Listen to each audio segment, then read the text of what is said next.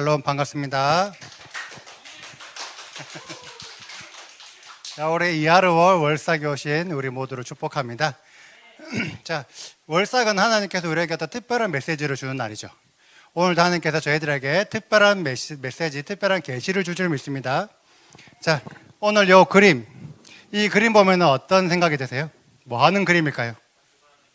건축하는 느낌이죠. 그런데 이 그림은 어떤 느낌이냐면 건물을 지을 때 건물에 갔던 기본 뼈대를 만드는 작업이에요. 근데 이 뼈대가 부실하면 어떻게 될까요? 지난 4월 초에 대만에 지진이 났을 때 대만에 엄청나게 큰 빌딩이 무너졌어요.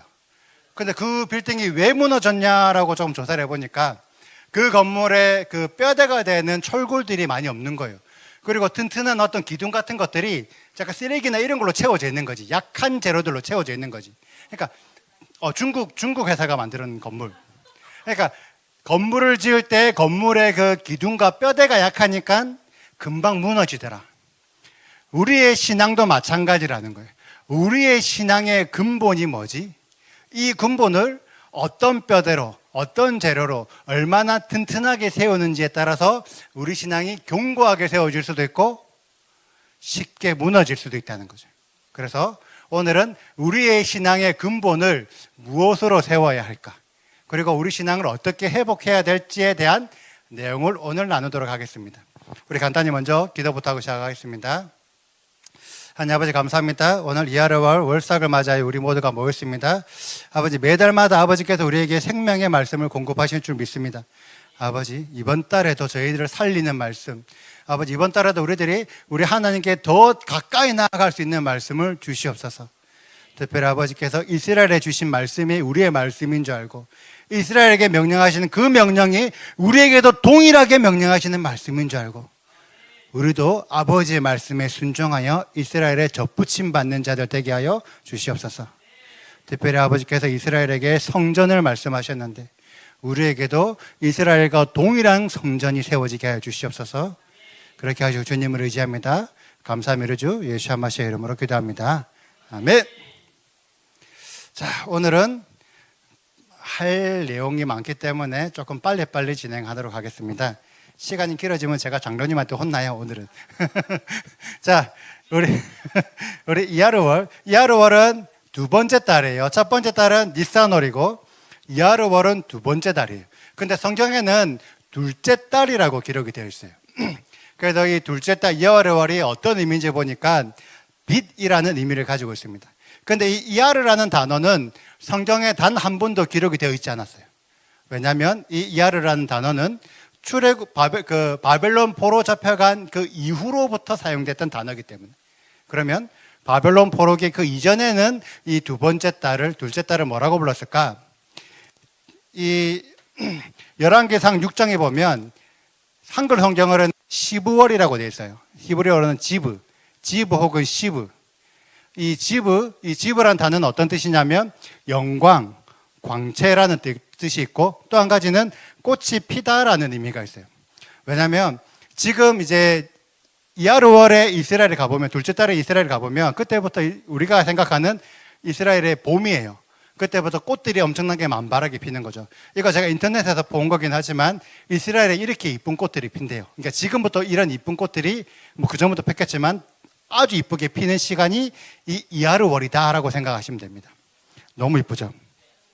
그리고 성경 안에서 이 이하르월에 어떤 일이 일어나는지를 같이 한번 알아보겠습니다.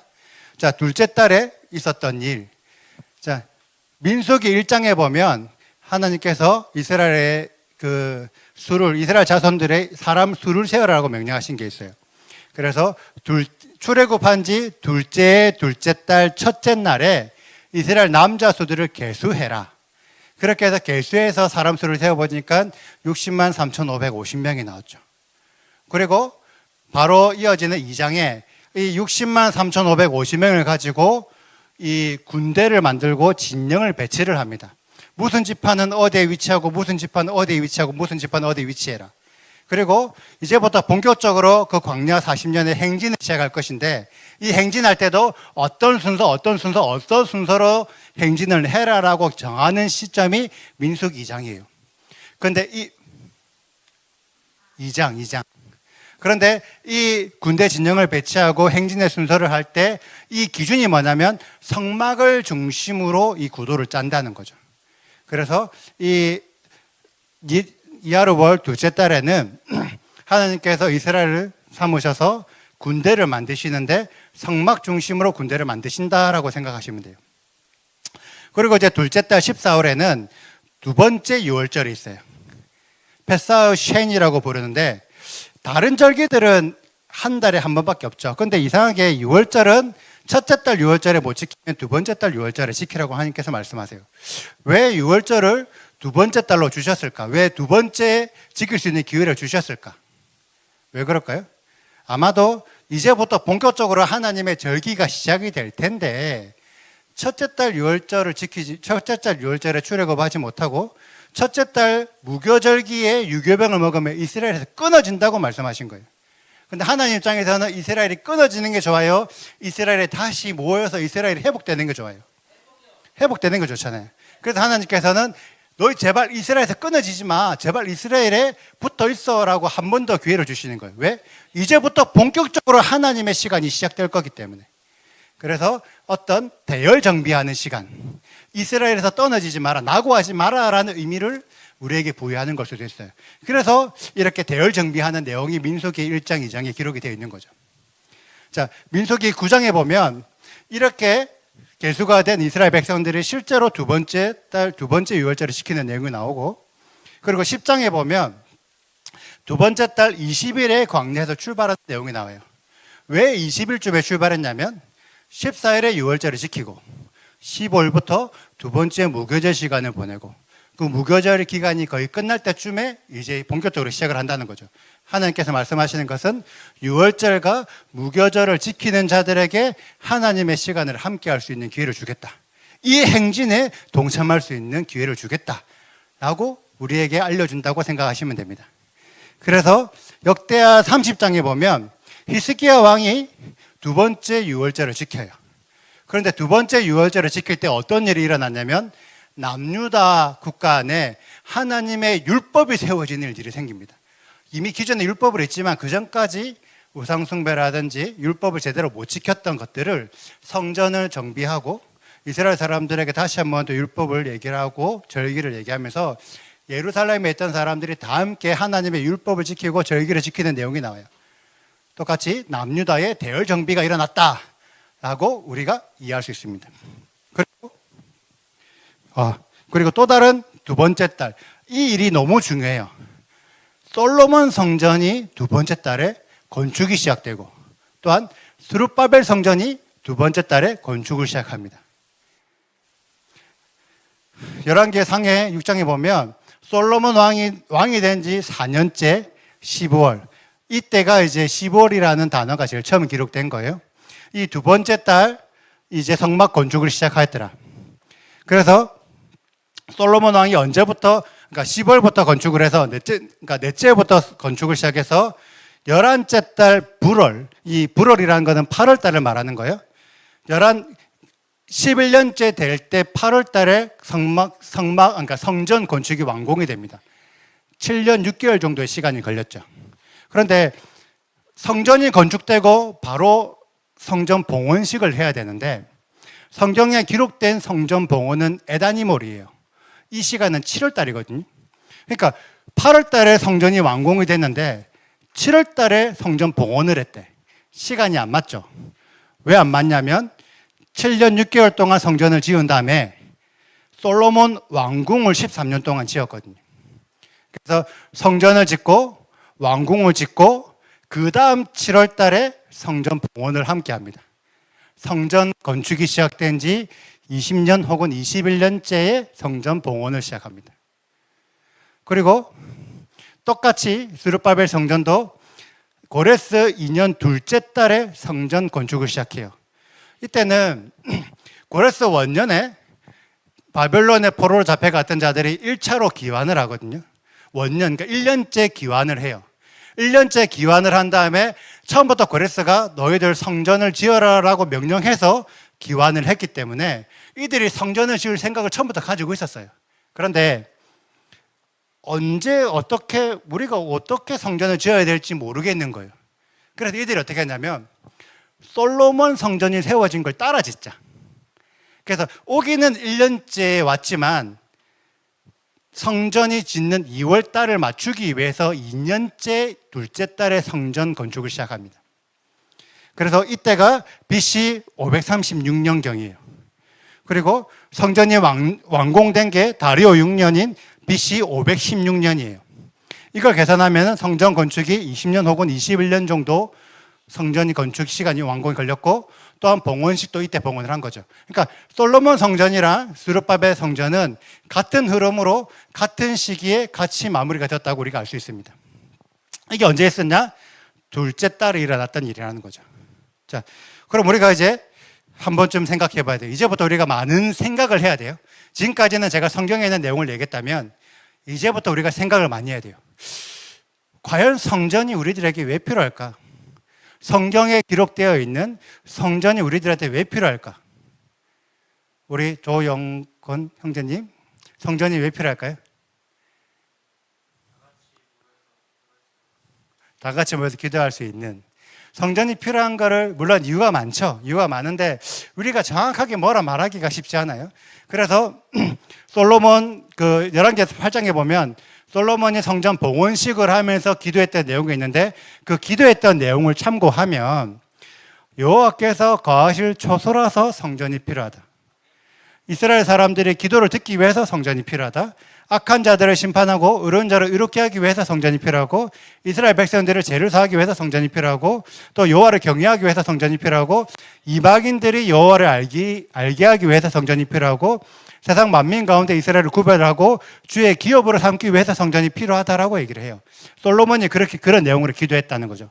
물론 이 내용들이 실제로 다 맞는 말이고 그래서 성전이 필요한 것도 맞고, 그런데 지금 시대의 대다수 사람들한테 성전이 왜 필요해요? 라고 물어보면 제사 드리려고요 라고 얘기를 하는 사람들이 많아요. 왜냐하면 지금 이스라엘에 제사를 드려야 안 드려요? 안 드리잖아요. 당신들 성경에 제사가 기록되어 있는데 왜 당신들 제사 안 드려요? 라고 물어보면 성전이 없어서 제사를 못 드린다고 얘기해요. 그러니까 많은 사람들이 그러니까 성전이 필요한 이유가 성전이 있어야만 제사를 드린다고 생각한다는 거죠. 그럼 우리는 한 번쯤 물어보자는 거죠. 성전이 없으면 진짜 제사를 드릴 수 없을까? 성경에 어떻게 기록이 되어 있을까? 노아의 홍수가 일어났을 때 노아가 홍수가 끝나고 방주에서 내리자마자 하나님에게 번제 드렸다는 내용이 나와요. 맞죠? 제단을 쌓고 번제를 드렸다. 그리고 아브라함 같은 경우도 여러 번 제단을 쌓고 하나님 여호와를 부르고 제사를 드렸어요. 그리고 모세와 이드로 같은 경우도 이드로가 모세한테 찾아와서 좋은 전략을 가르쳐 주면서, 그 조직을 만드는 걸 가르쳐 주면서 여호와께 번제를 드렸다는 내용이 나와요. 이때는 성전이 없었잖아요. 근데 제사를 드렸잖아요. 그러면 어떤 사람들은 이때는 성전이 없었으니까 성전과 상관없이 제사를 드렸지라고 얘기할 수 있죠. 성전이 그러니까 세워지기 전이니까. 그러면 성전이 세워지고 난 이후를 한번 볼까요? 스룹바벨 성전이 1차 포로 귀환 자들을 통해서 성전이 세워졌는데, 스룹바벨 성전이 세워지기 전에 1차 포로 귀환한 자들이 번제를 드렸다는 내용이 나와요. 이게 언제냐면은 이 고레스 아까 원년, 고레스 1년째 이스라엘 백성들이 페르시아 바빌론에서 이스라엘로 돌아오고 난 이후에 그달 7째 달에 이르러 예루살렘에 모인 거예요. 그래서 이들이 왜 모였냐라고 하니까 하나님의 사람 모세 율법에 기록된 대로 번제를 드리려고 모였다. 그리고 이 아침 저녁으로 여호와께 번제를 드렸다. 이 아침 저녁으로 한다는 것은 성전의 기본 제사인 상번제를 말하는 거예요. 근데 이들이 왜 번제를 드리냐고 했냐 보니까 초막절 절기를 지키려고 하는 거예요. 그때부터 번제를 드리고 번제와 예물을 드리고 항상 드리는 상번제와 초하루와 모든 절기를 지키려고 그때부터 계속 번제를 드렸다는 거예요. 근데 성경에 뭐라 나오냐면 그때는 여호와의 성전 지대를 미쳐놓지 못할 때라. 아직 스룹바벨 성전이 세워지지 못했는데 그 당시 이스라엘 사람들은 제사를 드렸다는 거죠. 이 내용만 보면 성전이 없어도 제사 드릴 수 있네. 아까는 성전이 세워지기 전이라서 제사를 드렸다고 하면 성전이 세워진 그 이후에도 제사 드리는 자들이 있네. 이런 내용을 보면 성전의 건축 목적은 제사를 드리기 위해서 세워진 게 아니라는 걸 알 수 있는 거예요. 하나님께서 성전이 원하시는 것은 제사만이 아니다. 또 다른 목적이 있다. 그럼 우리가 한번 생각해 봅시다. 성경적으로 제사는 어디에서 드려야 할까요? 자, 예루살렘에서 드려야 된다. 혹은 이스라엘 전역에서 드려야 된다. 혹은 열방이든 어디든 상관없이 아무 데서나 드리면 된다. 자, 어디서 드려야 될까요? 자, 예루살렘에서 제사를 드려야 된다. 손. 자, 이스라엘 전역에서 제사를 드려도 된다. 손. 자, 어디에서든지 제사를 드려도 된다. 손.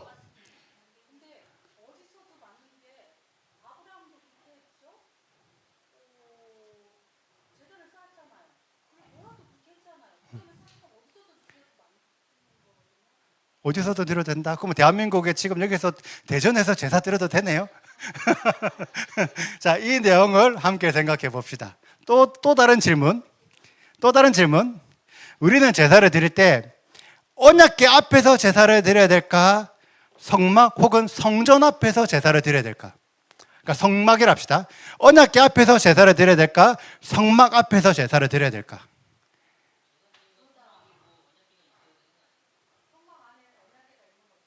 그러면 결과적으로는 이 둘 중에서 성막 앞에서 제사를 드려야 된다?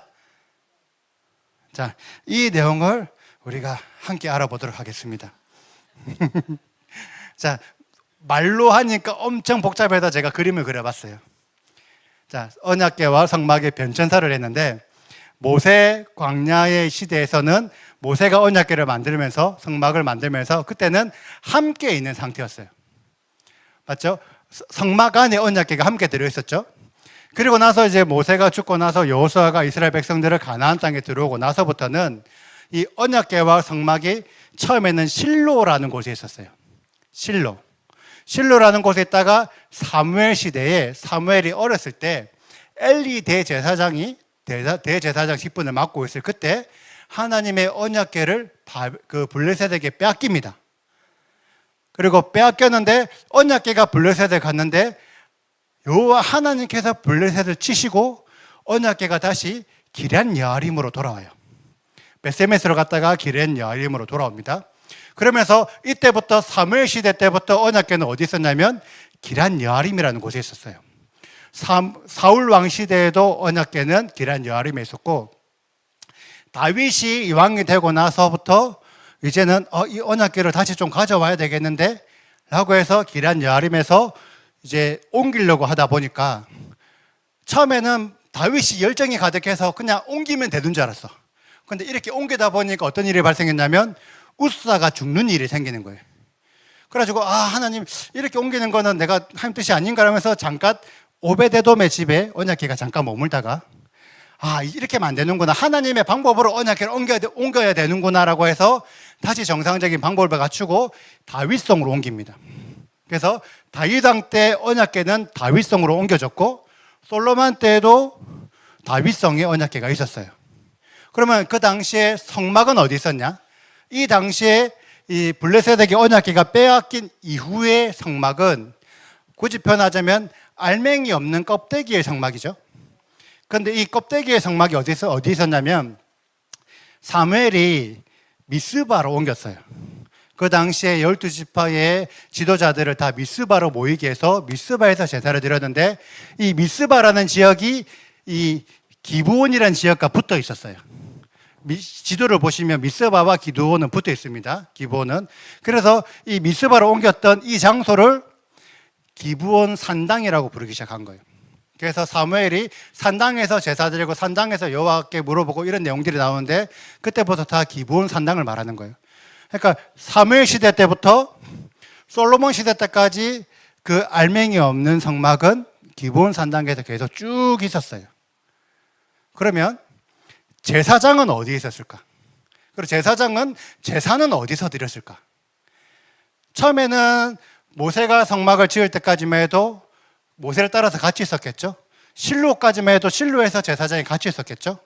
자, 이렇게 언약궤와 성막이 나누어졌은 그 시점부터 제사장이 어디 있었냐면 요 기브온 산당에 있었어요. 기브온 산당에서 계속 제사를 드리고 있었습니다. 제사장들이. 언제까지? 솔로몬 때까지. 계속 제사를 드리고 있었어요. 그리고 중간중간에 보면 어떤 일이 있냐면 다윗 왕이 이제 아까 기럇 여아림에서 오베데돔으로 다윗성으로 언약궤를 옮기는 과정에서 처음에는 열정으로 옮겼다가 이게 아니다 싶어가지고 이제 하나님의 방법으로 옮겨야지라고 하면서 그때 이 오베데돔의 집 앞에서 다윗이 제사를 드려요. 그러면서 이 언약궤를 다윗성으로 옮기고 다윗성에서도 제사를 드립니다. 그리고 다윗이 인구조사를 해서 하나님의 어떤 징계를 받을 때 그때 아라우나의 타작마당에서도 제사를 드려요. 그러니까 어떻게 보면은 제사는 여러 군데서 좀 드렸다는 것들을 어떤 성경 안의 자료를 찾아볼 수 있는 거예요. 그리고 나서 이 솔로몬은 우리가 솔로몬이 드렸던 가장 믿음의 어떤 행위, 어떤 믿음의 하나님을 신실하게 섬겼다라고 하는 그 행위를 많은 사람들이 1000번제를 뽑아요. 엄청나게 많은 양의 재료를 하나님한테 올려드렸던 1000번제. 근데 이 1000번제를 어디서 드렸냐면 기본 산당에서 드렸어요. 근데 이 1000번제가 과연 어떤 제사일까? 우리들이 생각하는 것처럼, 많은 교회들이 생각하는 것처럼 어떤 솔로몬의 신실한 믿음만 가지고 하나님한테 드린 제사일까를 성경이 뭐라고 말하는지 한번 알아볼게요. 자, 열왕기상 3장에 보면 솔로몬이 애굽의 왕 바로의 딸, 그러니까 어째 보면 바로의 딸과 결혼을 해서 그 딸이, 그 아내가 다윗성으로 데려다 주었다라고 얘기 나와요. 그런데 솔로몬 때 그 당시에 다윗성에는 뭐가 있었죠? 자, 솔로몬 그 당시에 다윗성에는 뭐가 있었죠? 언약궤가 있었죠. 언약궤가 있는 그 거룩한 곳에 어떻게 보면 아내긴 하지만 이방 여인을 데려다 놓은 거예요. 어때요? 거룩한 곳에 이방 여자를 데려다 놓는다. 뭔가 좀 느낌이 찝찝하지 않아요? 뭔가 조금 느낌이 좀 쎄한데? 라고 하고 다음 말씀들을 읽어보니까 그때는 자기 왕궁과 성전과 그 주변 성공사가 끝나기 전이었다. 그러니까 아까 성막과 성전과 왕궁과 기간이 20년 정도 걸렸다 그랬잖아요. 그 시간 안에 있던 일이에요. 그 시간 안에 있을 때 그때는 아직 성전이 건축되지 않았으므로 백성들이 산당에서 제사를 드렸는데 이 산당이 아까 말했던 기본 산당을 말하는 거예요. 기본 산당을 말하고 솔로몬은 여호와를 사랑하고 그의 아버지 법도를 행하였으나 솔로몬이 여호와를 사랑하는 거 너무 잘했다는 거죠. 다윗의 법도를 행하는 거 너무 잘했다는 거죠. 그러나 제사는 산당에서 분향하였더라. 그래서 그때 기본 산당에서 1000번제를 드리는 거예요. 그리고 나서 여호와께서 솔로몬의 꿈에 나타나셨어요. 그래서 그때 하나님께서 솔로몬에게 너 뭐 받고 싶냐 했을 때 지혜를 받고 싶다 하셔가지고 지혜를 받고 싶다 해서 그럼 지혜도 주고 명예도 주고 부도 주고 모든 걸 다 주겠다 이런 식으로 꿈에서 얘기한 거죠. 그러니까 우리들은 요 내용만 보고 우리도 1000번제를 드리면 여호와께서 내 꿈에 나타났나 이런 식으로 믿음을 가지는 거죠. 그래서 지금 많은 교회들이 24시간 기도회, 24시간 솔로몬의 1000번제 기도회를 하자 이런 얘기들을 많이 한다는 거죠. 그런데 그때 그 꿈 내용에서 여호와께서 뭐라고 말씀하시냐면 내가 만약 내 아버지 다윗이 행한 것 같이 내 길로 행하면 내가 너의 날을 길게 하리라. 솔로몬이 자신은 여호와 하나님을 잘 섬겼다고 생각했다는 거예요. 그래서 1000번제 내가 잘 섬기니까 그 많은 재물로 가지고 나의 어떤 믿음을 보여주려고 1000번제를 드렸는데 막상 생각해 보니까 내가 내 아버지의 다윗의 길을 내가 행했나라고 질문을 하니까 한 가지가 달랐던 거예요. 왜? 우리 아버지는 다윗성에서 제사를 드렸네. 언약궤 앞에서 제사를 드렸네. 근데 나는 지금 성막에서 제사를 드리고 있네. 이게 달랐네. 이게 깨달아졌던 거예요. 그래서 솔로몬이 꿈에서 깨고 나니까 꿈이었다. 그래서 바로 어떻게 했냐면 여호와의 언약궤 앞에서 번제와 감사의 제물을 소제를 말하는 거예요. 번제와 소제와 모든 신하들과 함께 먹기 위한 화목제를 드렸더라. 그 전까지 1000번제를 드리면서 자기는 잘했다라고 생각했는데 여호와께서 꿈에서 계시를 줘서 말씀하니까 내가 못한 게 있었네, 내가 실수한 게 있었네. 그게 뭐냐면 내가 우리 아버지를 따라서 언약궤 앞에서 제사를 안 드렸네. 그걸 깨닫고 다시 제사를 드렸다는 거예요. 이 내용을 보면 하나님께서 원하시는 제사는 어디에서 드려라? 성막이 아니라 언약궤에서 드려라. 이 1000번제 너무 좋은 제사지만, 너무 잘했지만 하나님은 이 내용 안에서 너 제사 너무 잘 드렸다라고 한마디도 하지 않으셨어요. 네 아버지 다윗의 길을 행하여라. 그게 솔로몬이 지혜가 생기니까 깨달아졌던 거예요. 그래서 내가 착각했구나 하고 다시 솔로몬의 다윗성 앞에 제사를 드린 다음에 그 다음에 성전을 지으면서 언약궤와 성막을 성전에 합쳐 놓는 일을 만들어 놨어요. 자, 그러면 우리는 한번 좀 물어봅시다. 솔로몬이 성전을 짓는 거는 솔로몬이 계획이 아니라 아버지 다윗이 설계도를 짜고 다윗이 준비를 해서 다윗의 명령으로 어찌 보면 성전을 지었다는 거죠. 그럼 과연 여호와 하나님은 진짜 다윗에게 성전을 짓기를 바라셨을까? 혹은 지으라고 명령하셨을까를 오늘 우리가 아까 읽었던 말씀으로 한번 같이 살펴볼게요. 다윗이 왕이 되고 나서 주변 나라들한테 싸울 때마다 다 이기는 거예요. 그러니까 이 이기는 거는 내가 이긴 게 아니야. 하나님이 나를 도와주지 않으면 내가 이길 수가 없어. 그래서 내가 지금 하나님 덕분에 궁에서 너무 편하게 살고 있는데, 나는 백향목의 궁에서 살고 있는데 우리 여호와 하나님의 궤는 이 다윗성의 허름한 휘장 안에 있구나라고 생각을 한 거예요. 그러면서 내가 좋은 집에 사는 것처럼 우리 언약궤도 내가 뭔가 좋은 집을 만들어줘야 되겠네라고 다윗이 생각을 하니까 그때 하나님이 나단을 통해서 말씀하신 거예요. 다윗아, 네가 나를 위한 집을 지으려고 하느냐?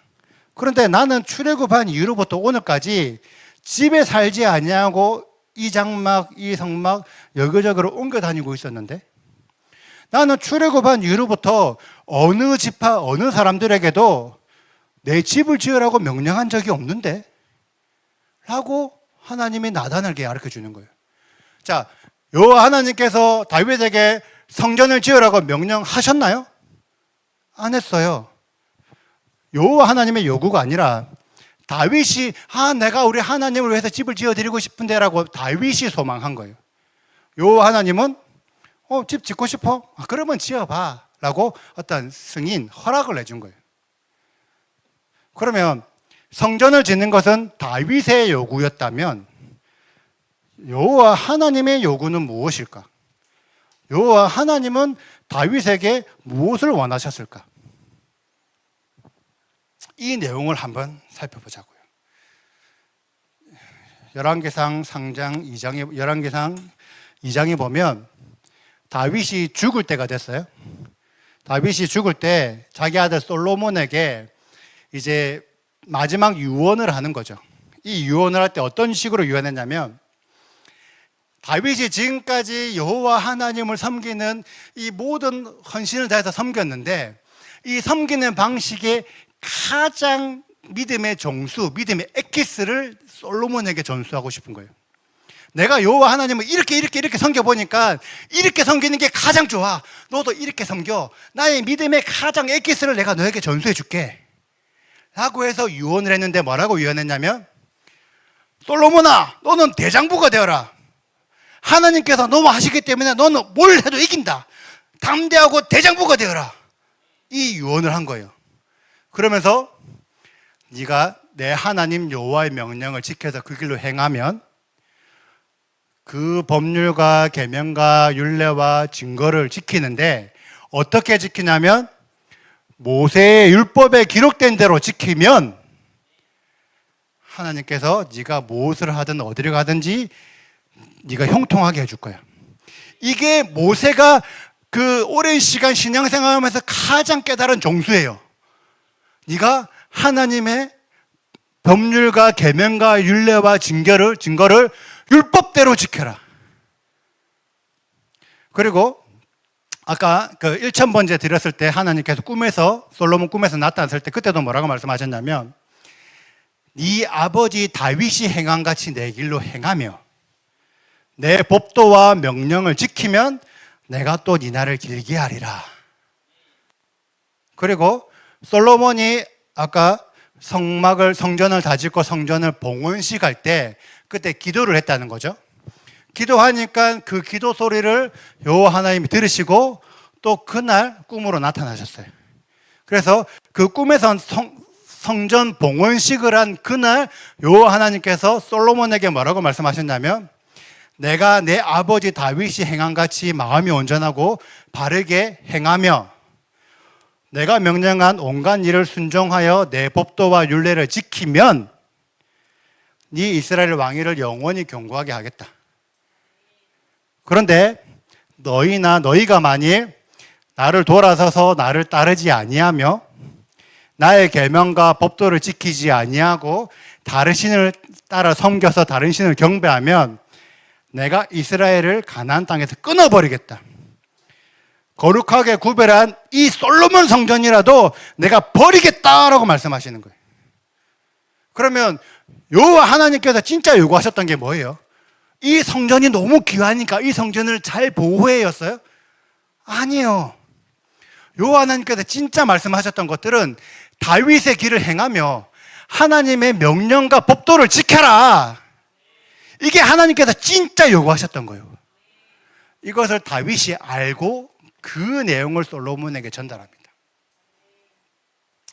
자, 하나님의 진짜 요구는 뭐냐? 법도와 명령을 지키는 것. 그런데 이 법도와 명령을 어떻게 지키냐? 모세의 율법에 기록된 대로 지키는 것.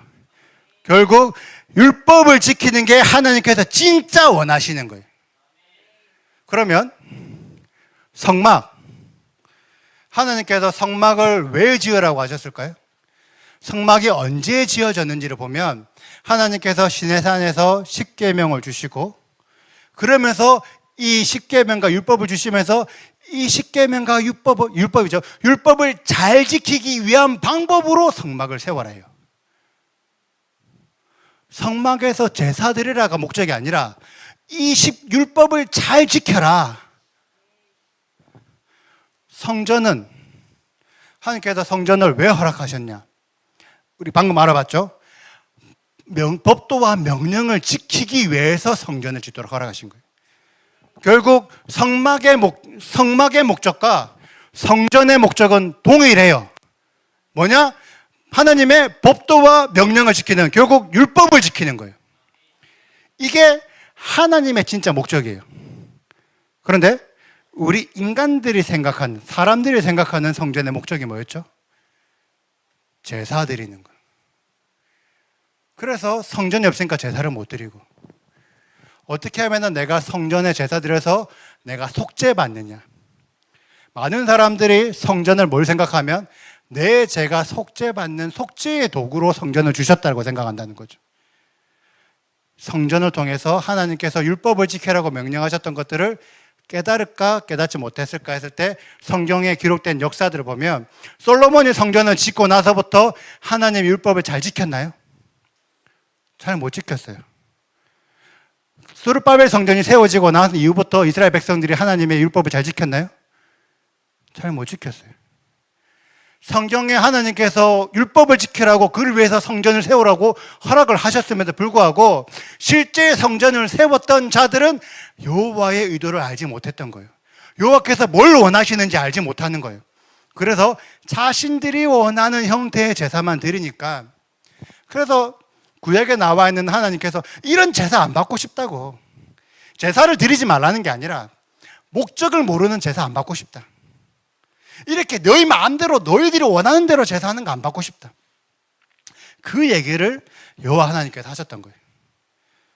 그런데 이 인간들이 원하는 이 방식의 성전을 사람들이 생각하는 이 성전을 신약 예수와 시대에도 사마리아, 이 수가성에 있는 사마리아 여인이 예수와께 똑같이 질문을 합니다. 뭐라고 질문하냐면, 참고로 우리는 신약 성경에서 이 예배라고 번역을, 한글로 예배라고 번역을 했지만 헬라어 원어로 보면은 예배라기보다는 숭배예요, 숭배. 결과적으로는 사마리아 여인이 뭘 물어봤냐면 제사 어떻게 드려야 돼요를 물어봤어요. 자, 예수께서 선지자인 거 알고 우리 조상들은 이 산에서 예배했는데, 이때 우리 조상들은 북이스라엘 사람을 말하는 거예요. 사마리아는 북이스라엘 지역이라서 우리 북이스라엘 사람들은 이 산에서 예배했는데, 북이스라엘 사람들이 단과 베델에 제단을 쌓고 제사를 드렸는데, 이 수가라는 이 지역은 베델과 가까이 있는 지역이에요. 그러니까 이 수가 여자들은, 이 사마리아 여자는 베델산을 말하는 거예요. 북이스라엘 우리 조상들은 베델산에서 제사를 드렸는데, 당신들 남유다 사람들은 예루살렘에서 제사하는 걸 내가 들었다. 그러면 우리는 어디서 제사를 해야 돼요? 라고 수가성 여인이 예수야께 물어본 거예요.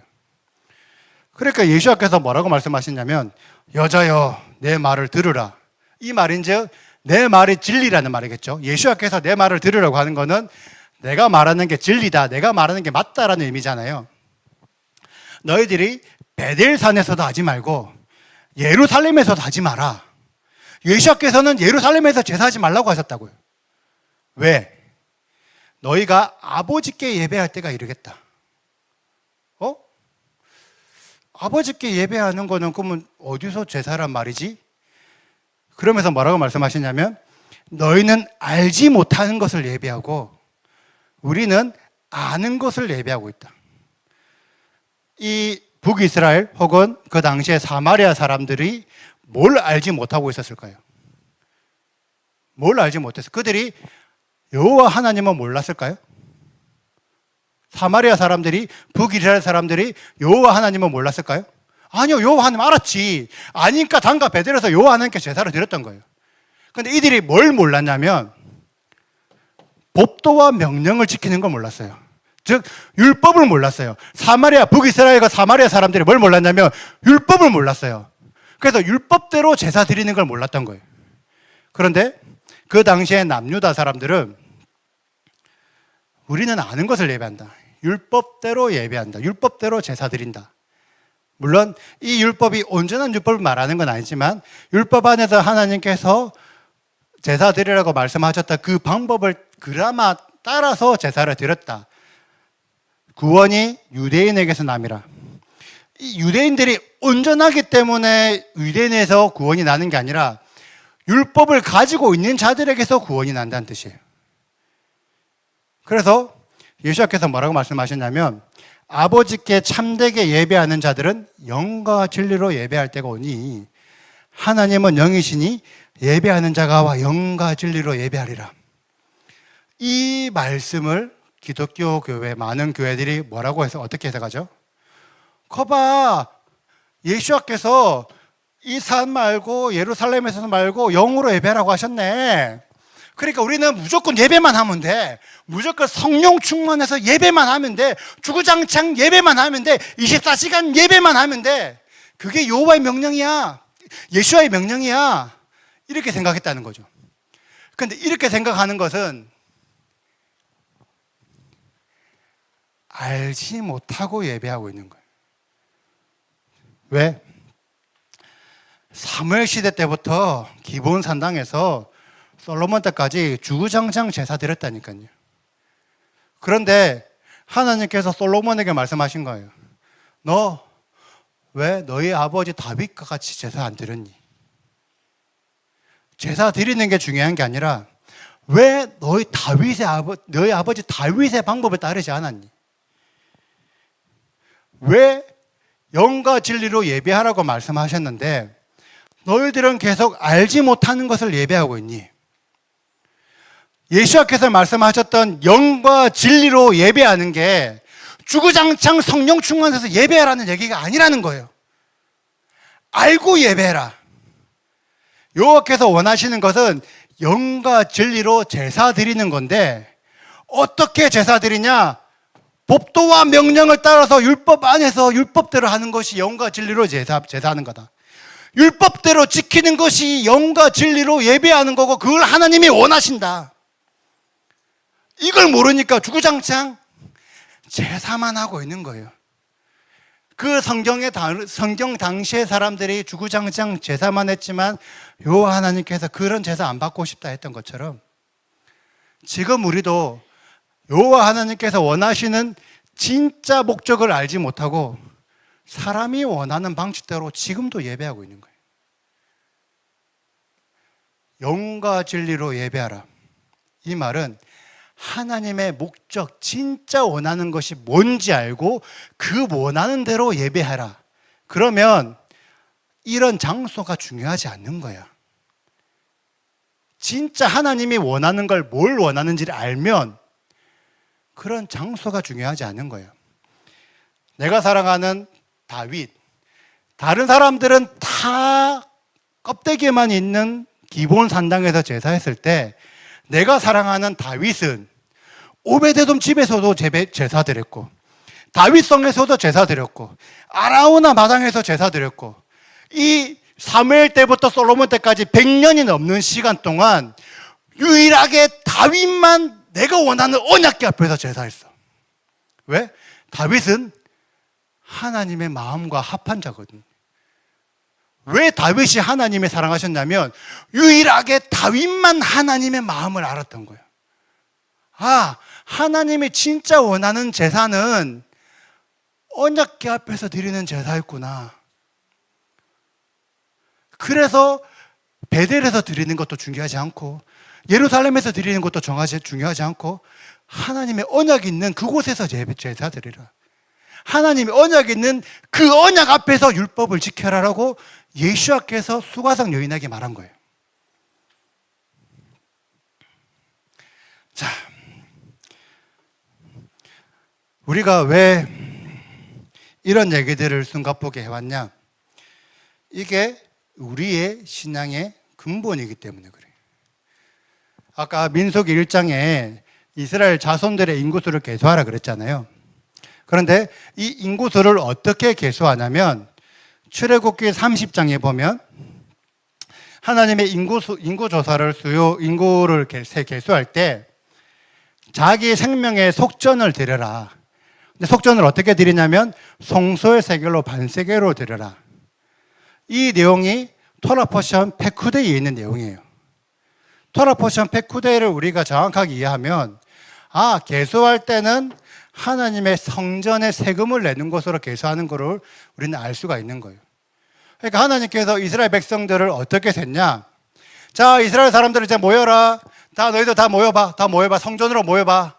라고 했을 때 그때 모이는 자들에게 반세겔을 받아서 그 반세겔을 계산해 보니까 사람 수가 60만 3,550명이었더라. 그 당시에 출애굽한 이스라엘 백성들이 과연 60만 3,550명밖에 없을까? 아니라니까요. 훨씬 더 많은 사람들이 있었는데, 어마어마하게 많은 사람들이 있었는데 그들 중에서 어떤 자들은 성전에 안 오는 거예요. 성전에 안 오기 때문에 성전에 반세겔을 안 내는 거예요. 그러면 하나님께서는 너 성전 세겔 반세겔 안 냈네? 너 이스라엘 아니야. 그게 하나님의 계산법이에요. 60만 3,550명은 성전에 찾아오는 자들이에요. 그 찾아오는 자들을 하나님께서 군대로 삼으시는 거예요. 왜 군대로 삼을 수가 있느냐? 성전에 성전세를 내는 자들에게 하나님께서 질병이 없게 하시겠다. 질병이 없게 한다는 게 어떤 의미일까요? 건강하게 만들겠다. 네가 만약에 성전에 찾아와서 성전세를 안 내면 너에게 질병이 찾아도 내가 막아주지 않을 거야. 아파도 난 책임 안 져. 그런데 성전에 찾아와서 성전세를 내는 자들은 내가 너를 건강하게 만들 거야. 다른 말로 말하면 건강한 신앙이 되게 할 거야. 그 건강한 신앙이 된 자들을 군대로 삼는 거예요. 그래서 아까 이 군대의 진영은 성막 중심이라고 말했잖아요. 아까 성막의 목적, 성전의 목적은 뭐였죠? 하나님의 명령과 법도와 명령을 지키는 것. 하나님께서 이스라엘 사람들의 수를 세는데 어떤 자들의 수를 세냐? 법도와 명령을 지켜서 성막, 성전의 가치를 아는 자들. 내 신앙의 중심에 성막, 성전이라는 중심 기둥을 세우는 자들. 그들을 이스라엘로 삼으시고 그들에게 너희들은 건강한 신앙이야 라고 질병이 없게 하시는 곳으로 건강한 신앙으로 만들어주시고 그들을 하나님의 군대로 삼으신다는 거예요. 그게 우리가 성경을 통해서 알 수 있는 성경이 말하는 신앙의 근본이라는 거예요. 그런데 이 얘기가 구약에만 있는 게 아니라 신약에서 예수님께서도 말씀하셨다. 예수님께서 뭐라고 말씀하셨을까? 그 당시에 유대 사회 사람들은 헤롯 성전을 엄청나게 자랑스럽게 생각했어요. 그러니까 사람들이 다 헤롯 성전 자랑하는 거예요. 아, 예수야 보세요. 이 성전 너무 좋지 않아? 이 성전 진짜 너무 화려하지 않아? 너무 자랑하는 거예요. 그때 예수님께서 뭐라고 말씀하셨냐면 이 성전 허물어 버려라. 그럼 내가 3일 만에 성전을 다시 세우겠다. 그러니까 그 당시에 유대인들이 깜짝 놀랐어요. 야, 지금까지 이 헤롯 성전 46년간 건설했어. 역사의 기록을 보면 예수아가 죽고 난 이후까지 계속 성전 건축을 했거든요. 그래서 실제로 헤롯 성전은 한 83년 동안 건축했어요. 83년. 그러니까 이 당시까지만 해도 46년이지 실제로 헤롯 성전을 건축한 거는 83년이에요. 그런데 예수님께서 뭐라냐면 네가 얼마나 걸렸든 네가 그게 중요하지 않아. 그냥 허물어 버려라. 그럼 내가 3일 만에 세우겠다. 그러니까 유대인들은 그 당시에 유대 사회 사람들은 얼마나 기가 차겠어요. 야, 네가 이거 46년 걸린 거로 네가 어떻게 3일 만에 세워? 자, 현실적으로 물어볼게요. 예수님께서 성전을 3일 만에 세우실 수 있을까?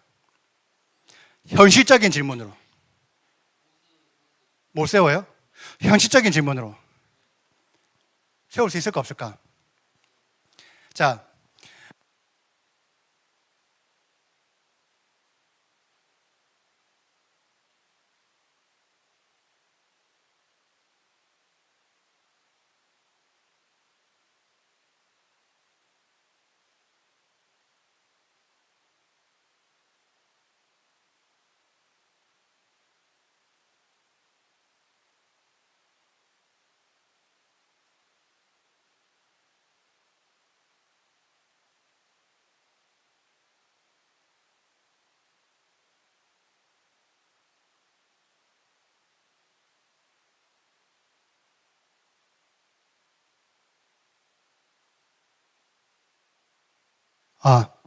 잠시 방송 사고였습니다. 이해해 주세요. 온라인 시청자분들. 잠시 방송 사고. 자, 다시 돌아갈게요. 자, 현실적으로 예수님께서 성전을 3일 만에 세우실 수 있을까 없을까? 없어요. 자, 성전의 목적이 뭐였죠? 법도 말씀 지키는 거. 성막의 목적이 뭐였죠? 똑같지. 아까 성전의 목적과 성막의 목적 똑같다 그랬잖아요. 헤롯 성전 46년 걸리는 거 성전 집어치우고 3일 만에 성막 세울 수 있을까 없을까요? 있지. 지금 이스라엘 사람들은 성막 준비를 다 해가지고 성막 세우는데 3시간 걸려요. 지금. 그 당시에 예수님께서 말씀하시는 거예요. 너희 어차피 이 성전 목적, 제사 드리는 게 목적이 아니라 법도를 지키는 게, 율법을 지키는 게 목적이면 이거 필요 없어. 그냥 성막 만들어서 3일 만에 성막 만들어서 율법 지켜. 가능하잖아. 예수야는 물론 그것만은 말하는 건 아니겠지만 예수야는 불가능한 얘기를 수수께끼로 하신 게 아닌 거예요. 진짜 하나님의 목적이 뭔지를 알아라고 말씀하신 거예요. 누구들에게? 그 목적을 알지 못하는 유대인들에게. 그래서 예수님께서는 성전된 자기 육체를 가르쳐 말씀하신 거라고 기록이 되어 있죠.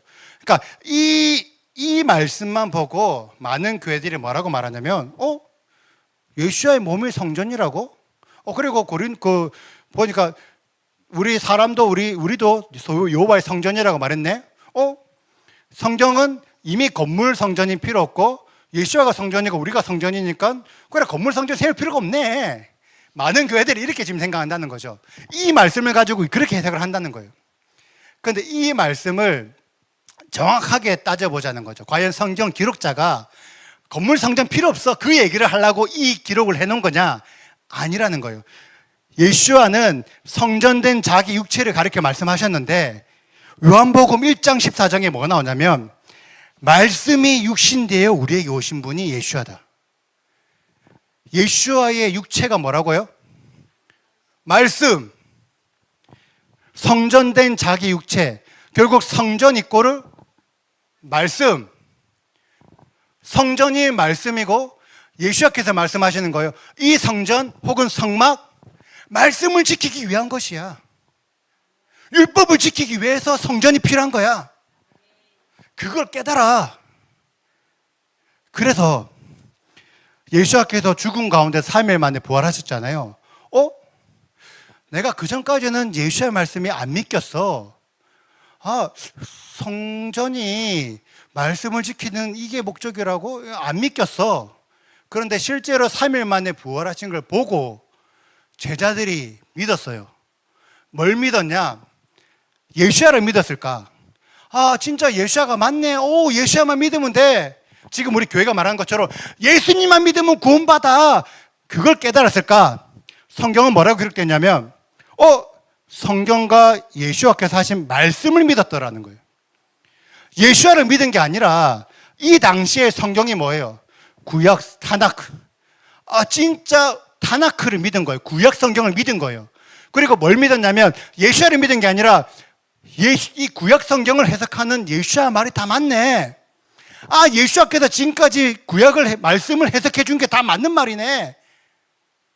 그래서 뭘 믿었냐면 예수와를 부활을 보고 나서 말씀을 믿은 거예요. 그 말씀이 3일 만에 부활하신 걸 보고 믿은 거예요. 진짜 이 말씀이 맞네. 예수와께서 말씀하셨잖아요. 3일 만에 내가 너희를 성전을 일으키리라. 3일 만에 제자들 마음에 진짜 율법 지키는 게 맞네. 말씀 이루셨다고요.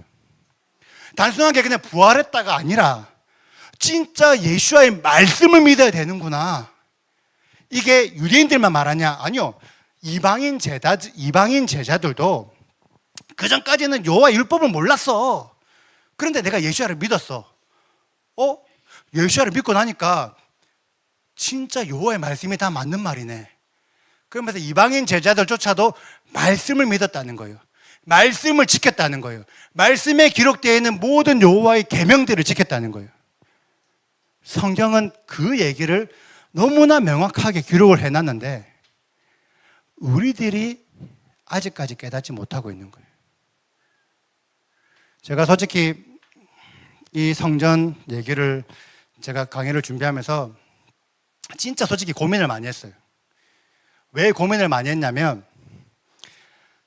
제가 이해하고 있는, 제가 이거는 교만하게 얘기하는 게 아니라 진짜 제가 성경을 보면서 제가 깨닫게 된 성전의 가르침들이 너무나 많은데, 성전에 진짜 이 안에 숨겨져 있는 비밀들이 너무 많은데 내가 이 비밀들을 어떻게 풀어야 되지? 만약에 제가 진짜 제가 지금 이해하고 있는 것들을 전부 다 풀어냈을 때 과연 사람들이 이 말씀들을 이해해 주실까? 물론 레올람 가족들은 저는 다 이해할 거라 생각하지만 온라인으로 시청하시는 분들이 과연 성전에 대한 얘기를 하면 과연 이해하실까? 왜? 지금까지 너무 오랫동안 교회들이 성전에 대해서 필요 없다라고 가르쳐 왔기 때문에 지금 많은 사람들의 신앙 안에 성전의 자리가 잡지 않고 있는 거예요. 그래서 내가 과연 성전에 얘기했을 때 그 많은 온라인 분들이 성전을 이해하실까? 내가 진짜 자세하게 풀어줘야 돼? 아니면 대충 풀어야 돼? 진짜 고민을 많이 했어요. 와이프한테 계속 물어봤어요. 그래서 결국 제가 오늘 준비한 거는 최대한 제가 심플하게 준비할 수 있을 만큼 준비한 거예요. 솔직히 제가 이 강의를 준비하면서 진짜 성전을 좀 제대로 풀어보고 싶다는 욕심이 많이 생겨요. 근데 엄두를 못 내겠어. 만약에 하나님께서 진짜 우리에게 어떤 믿음, 우리의 어떤 신앙을 달아보신다고 하면 아마 그 믿음의 중심에 성전이 있냐 없냐를 가지고 우리를 달아보시지 않을까. 우리 믿음의, 우리 신앙의 가장 근본의 자리에 성전을 세워야 되지 않을까. 성전이 세워져 있는 자들을 하나님이 너 이스라엘이야. 너 하나님의 군대야. 아무리 오랫동안 46년 동안 교회에 열심히 출근해가지고 열심히 헌금해도 너의 그 오랫동안 헌신했던 그 헤로스 언제 같은 그 신앙은 말씀 위에 세워진 3일 신앙보다 못한 신앙일 수도 있어. 진짜 하나님의 말씀을 지키는, 토라를 지키는 그 3일의 신앙보다 못할 수가 있어. 예수님께서 말씀하시는 거예요. 너희들의 믿음, 예수의 제자들의 믿음을 성전 위에 세워라. 근데 어떤 성전? 여호와 하나님께서 진짜 원하시는 목적, 법도와 명령을 지키는 그 신앙 위에 너희들의 신앙을 세워라. 이 시간이 이하르월이에요. 이하르월에 뭐가 있죠? 성전이 세워지기 시작했습니다. 지금 이하르월의 월삭인 동시에 오멜기수 기간이에요. 오멜개수. 하나님께서 지금 우리에게 뭔가 준비하라고 말씀하시는 거예요. 왜? 곧 오순절에 내가 너에게 영광을 내려줄 건데, 성경에 기록되어 있는 영광, 성령, 영광이 어디에 임했냐면 에스겔 성전 보면 성전에 임했거든요. 내가 곧 오순절에 하나님의 성령, 하나님의 영광을 내려주고 싶은데 마음의 성전이 세워진 자들에게 내려주고 싶다. 그러니까 지금부터 준비해서 세워라. 그래서 그 성전이 세워졌던 그 믿음을 나팔절, 대속절, 초막절까지 끌고 가서 초막절에 그 믿음을 완성해라. 그 성전을 기반으로 한, 성전을 근본으로 삼은 그 신앙을 만들어라고 지금 우리들에게 말씀하시는 거예요. 그게 이하르월입니다. 어떤가요? 제가 너무 길게 하지 않으려고 지금까지 제가 말씀을 준비했는데, 진짜 성전에 대한 얘기를 했을 때 많은 자들이 제가 뭐라고 말하면 당연한 말 아니야 라고 이해하는 자들이 더 많이 나왔으면 좋겠어요. 진짜 성전이 우리 심령 안에 세워져서 누군가가 성전에 대해서 아닌 얘기를 했을 때 이거 아니잖아 라고 당연히 지적할 수 있는 그런 믿음이 우리 레올람과 우리 온라인 성도님들과 그리고 제가 운영하는 홀리아민 가족들 안에 세워지길 간절히 바랍니다. 하나님은 우리의 믿음을 성전 안에 세워져야지만 우리의 질병을 얻게 하십니다. 지금 많은 자들이 병들고 아프고 영적으로 힘든 자들, 성전을 세워보세요. 하나님께서 질병이 없고 건강하게 만드십니다.